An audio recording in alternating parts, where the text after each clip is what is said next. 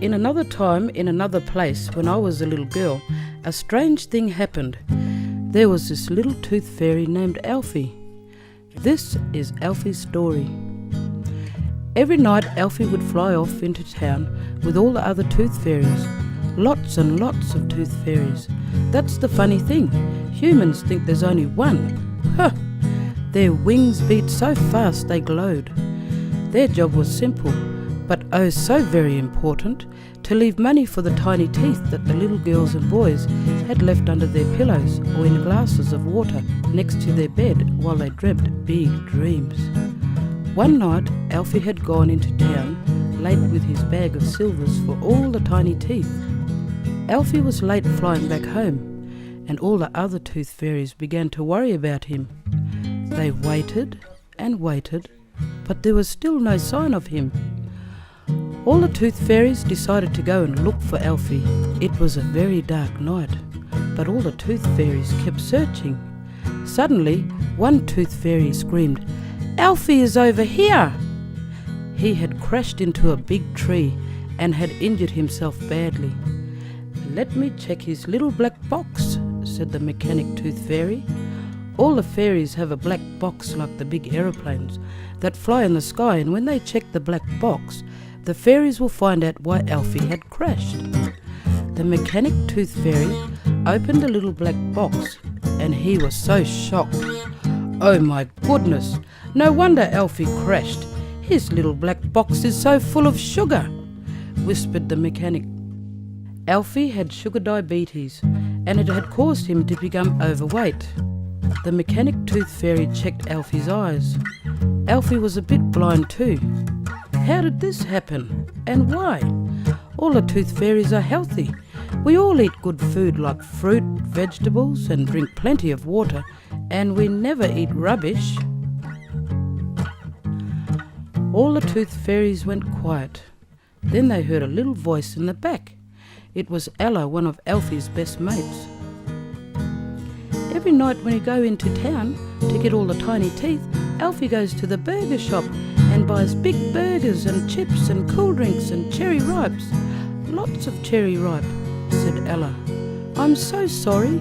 I tried to tell him that he'll get sick and might go blind, or he might end up on a dialysis machine because his kidneys will stop working, but he told me to shut up and mind my own business," sobbed little Ella.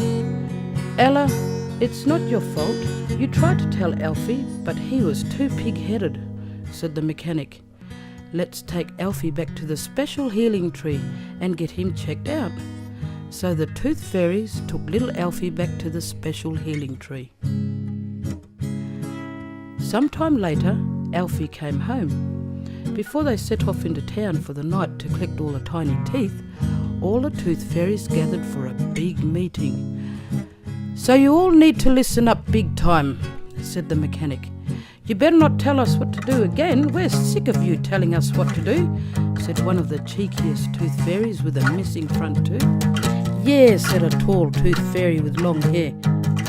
"I can't tell you not to eat burgers, drink Coke and chomp all night on cherry ripes. What I can tell you though is, stop, stop, stop this," shouted Alfie. "I've been there. I ate lots of cherry ripes. I drank Coke every day. I would sneak off every week when I had enough silvers in my pocket to buy burgers. And because I did not know, I will always have this sugar problem.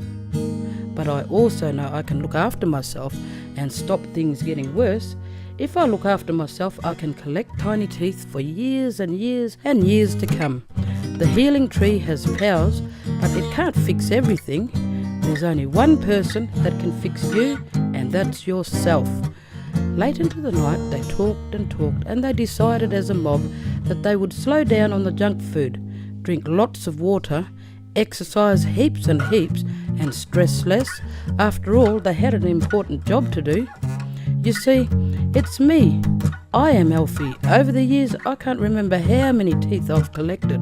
Thousands and thousands and thousands. All because the whole mob of us decided to eat better, drink water heaps, exercise and stress less. No one said it would be easy, but we had to, or kids would never have anyone left to collect their tiny teeth. Have you ever wondered what they do with all those teeth? That's another story. Even today, if you sit still late at night after all the lights go out, away from the street lights, in the shadows, in the park, you just might see us, all the glowing tooth fairies hovering into town. So just before you put your head down to sleep, look.